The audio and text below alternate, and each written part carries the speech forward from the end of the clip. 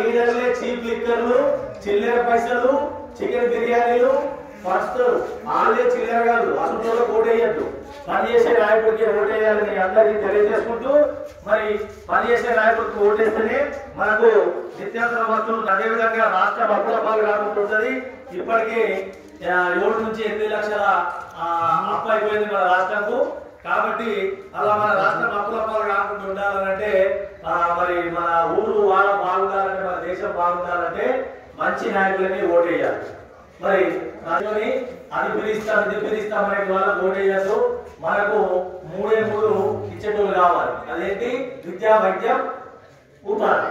ఇది మనకు ఇంపార్టెంట్. ఇవే అడగాలి తప్పితే వేరే ఏం అడగకుండా చక్కగా న్యాయం చేసేటటువంటి, పని చేసేటటువంటి, ప్రజల కోసం సేవ చేసేటటువంటి నాయకులు ఓటేస్తే మన ప్రజాస్వామ్యాన్ని కాపాడుకున్న వాళ్ళం.